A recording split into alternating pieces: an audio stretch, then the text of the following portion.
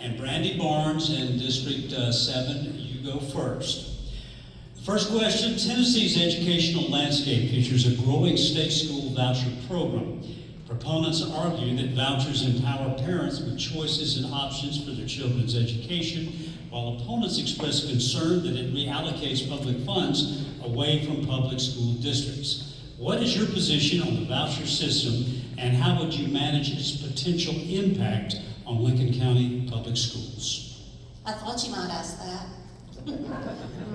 It's a hot topic right now. It is. Our children have attended both private and public school. I fully support school choice. I was actually a teacher also for our virtual academy that's here at LCA. So whether you're choosing public, private, homeschool, virtual, whatever it is for your child, that's your choice. And you need to make the choice that's appropriate to for your child. However, I don't believe it's the taxpayer's role to pay for that choice.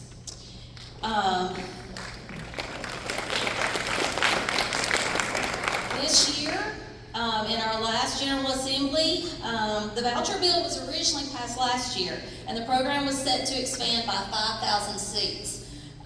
This year, our General Assembly passed by one vote in, can't remember if it was the House or the Senate, and 2 votes in the other, whichever it was, and increased it from 20,000 to 35,000 for this coming school year, which is going to cost Tennessee taxpayers $300 million. It's estimated that over 80% of the students who are receiving vouchers already attended a private school. So in a lot of cases, we've been told we are making choice available to students who didn't have it otherwise. Well, there's a lot of counties in Lincoln County that do not have a private school. So in some cases, Tennessee taxpayers who do not have a choice are paying for students in Brentwood to get a scholarship. All right, thank you. Time. Okay, by the way, just so we're clear, 90 seconds to answer questions. You were real close. All right, Kay Campbell. Kay, do you need me to read the question again? No, I've got it. I too expected it. And I appreciate Brandi's background on that. One of the things I loved about our systems here is that we have school choice. My children attended Highland Rim. Then I was able, because I had the flexibility with my job with the newspaper, to transport them in to our city junior high because Mr. Glenn Belcher was there and I wanted them to have him for their band teacher. Then of course they went to Lincoln County High. So we have a form of school choice here. In addition to how this is draining money basically into the pockets of a lot of families who really, could have figured out how to pay for those private schools. Those private schools, that dollars are going to places that are not held accountable at the level of our public schools. And that concerns me. While a lot of those schools are fine and they'll be good, some of those programs, y'all, are not up to standard. And so it hurts the integrity of our education system.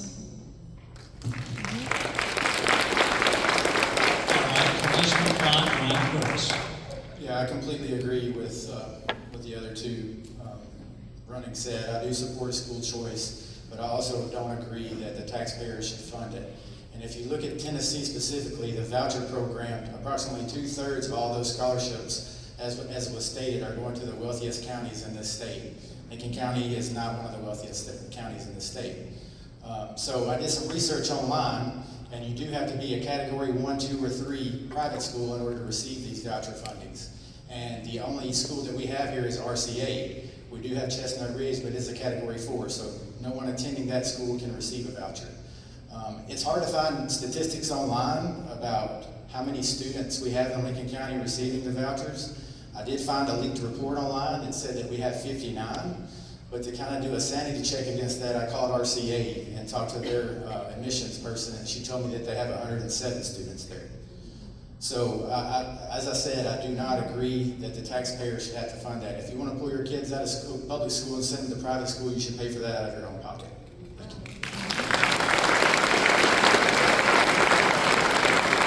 All right, our second question, and Kay Campbell, you get this one first. 2 primary methods determines who leads the school district: popular election by voters or appointment by a school board. Locally, our director of schools is appointed by the board as outlined by state guidelines. Which approach do you believe provides the optimal emphasis on professional leadership, public accountability, and transparent hiring practices? I'm old enough to remember when we did elect our superintendent, and then we changed to this sort of dual system. So your voice happens when you elect us on the board, and then the board basically functions as a nominating and selection committee. When that's done in a transparent way, I really believe that that system, that current system, has a better possibility of allowing a small group of people to really look at people's credentials, and perhaps less of the popular vote kind of thing. Another candidate and I were talking about how doing this kind of thing is actually separate from what our jobs will actually be if we get elected. This is performance, that's work. So right now, I think the system we have, if people follow the rules and go by the procedure, is the system that could be the one to get us our strongest, most qualified superintendents, directors of schools. All right. Brandi Barnes, District 7.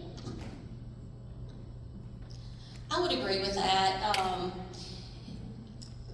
There could be the argument made for both ways, and I know when I was growing up, the superintendent or the director of schools was elected. As Ms. Campbell was saying, the voters select their school board representative, and that representative should be listening to their constituents and should also have the knowledge to be able to go through the interview process to select a qualified candidate. And that's certainly what we want. We want leaders who I would want a leader who has been in the classroom, who has had leadership within a school building, who has been in those shoes, and who has the experience to oversee. We have over 3,000 students in the Lincoln County School District to be able to see that. So I feel the current structure is the best for getting that type of candidate. Okay. Thanks. Thank you. I think I went over last time, so. No, you're fine. And Brian Curtis, District 5. Yeah, I could go either way on this one for a couple of reasons. While I do think that there should be a thorough application process and an interview, I also believe that if you have a candidate that is especially familiar with this area and the values that this community has, that should play an important part of selecting a director of our schools. That person should have to go through the interview process like everyone else, but what I would not want to see is someone from outside our state or outside our region come in here and be the director. If at all possible, as a last resort, I would like to see someone who has experience within our county, in our schools, and knows how our values are to have an opportunity to get that position first. Thank you. Okay, our third question, and Brian, you're going to get to go first on this one, District 5. Capital facility needs, such as the recent renovations in Highland Rim School, require significant funding and can disrupt student learning. As a school board member, how will you evaluate, prioritize, and responsibly schedule expensive building maintenance and facility updates without overextending local tax resources? Well, first of all, I'm not in favor of raising any taxes to upgrade our buildings. I think we should manage that within our budget that we get every year. Having said that, I do believe that nice facilities would encourage students. We have a lot of students that are pulling out of public schools and going homeschool, would maybe entice them with nicer facilities to come to public schools. I do think that the scheduling of any kind of major renovation should be done during the summer. I know Highland Rim is doing that now at their entrance, so I applaud them for that so that there's not any teacher or student interruptions. But I'm definitely in support of keeping our facilities as nice as possible within the budget that is allocated to us. All right, Brandi Barnes, District 7. So upkeep is very important. I was looking at the report that was just recently published by our county. LCA is expected to need, the building we're in now is expected to need a roof over the gym and the auditorium where we're sitting right now in the next 2 to 3 years. There's not major capital needs that were reported other than South Lincoln is over capacity. And there are sewage issues there also. I did try to do some research and find out what our 5-year plan was. So I went to the LCDOE website and printed off what was listed as the 5-year plan. For the future, it shows 2019.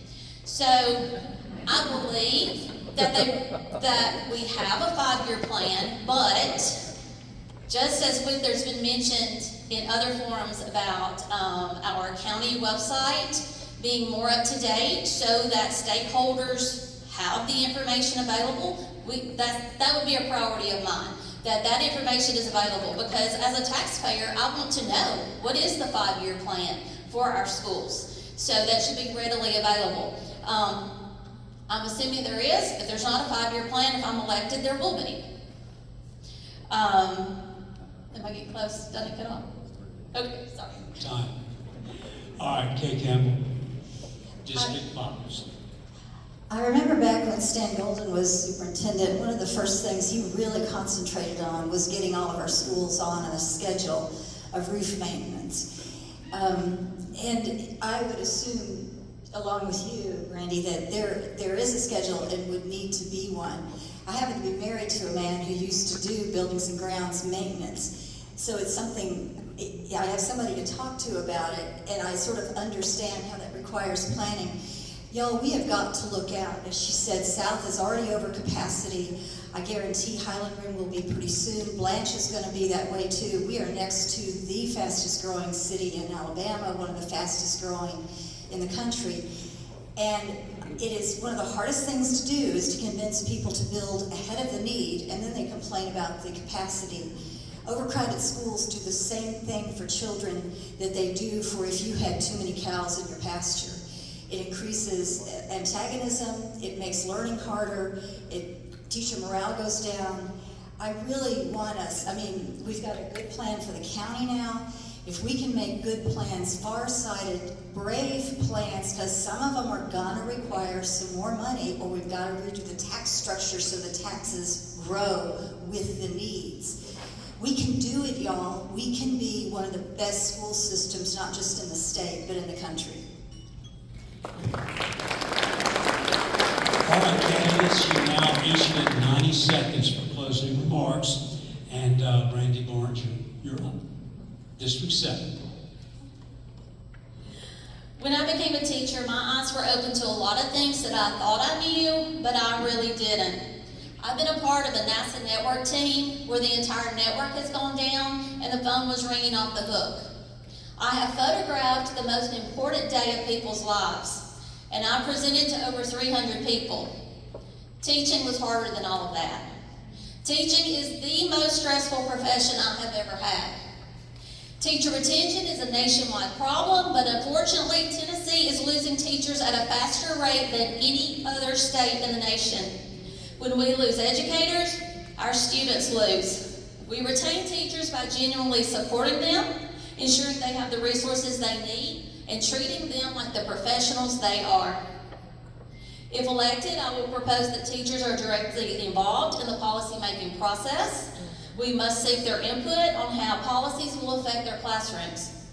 Our students and teachers must have a safe and welcoming environment. While I was teaching at LCHS, we went for a period of time that we didn't have an SRO in the building, a school resource officer. That can never happen again. All of our schools must have an SRO at all times. When we have high-quality, experienced teachers in our classrooms with the resources they need, and our children know they are safe and welcome, we have the foundation for student success. Lincoln County schools have consistently been a top performer in our region, but why settle for just the region? Why not the state or the country? Our ultimate goal must be to ensure that every single Lincoln County graduate is fully prepared to excel wherever life takes them. Thank you. Kay Campbell, your turn, District 5. I'm just so inspired by what she had to say. The thing I'd really like to say is remember early voting does start tomorrow. Whatever district you're in, it's right over there behind the Patrick Wellness Center. From now through August the 1st, 8 to 5 there weekdays, also 8 to noon on Saturdays, and then on August the 6th. And this is something to tell your friends who work in Alabama. Our polls are open here from 9 till 7 at night. We don't open early because they've already been open for 2 weeks, which doesn't happen in Alabama. Take your friends and make a choice. It would be such an honor to serve, to do what I could to build on what's been done in our schools, what's been done in our county, and to work with people like this would be pretty exciting. By the way, none of us had enough time to give you details. I know that Brandi's got a page, Kurt, you've got a page too, don't you, Brian? We each have Facebook pages. Mine is Kay Campbell for Lincoln County Schools. If I'm elected, I hope to use that to go forward to highlight some of the positive things happening in our schools and have a way for anyone to reach me, besides the fact that I'm still in the phone book and we still have a landline. But y'all, let me just take this too. 40 years in Lincoln County. This is a great place to live, and we can make it even better. Brian Curtis, District 5. As I said earlier, seeking this position has never been about earning a title. It's about an opportunity to serve. Throughout my life here in Lincoln County, I've had countless pastors, coaches, mentors, and other people of character invest into me. And I think I'm at a stage in my life where it's my turn to turn around and do the same thing for the next generation. I will say that if the voters of District 5 do not choose me, I will respect that decision and continue serving this community. For example, I'm actively trying to get on as a reserve for the Sheriff's Department. So this is not my only opportunity to serve that I'm seeking. That doesn't mean that I don't take this seriously and that I don't want it, because I do.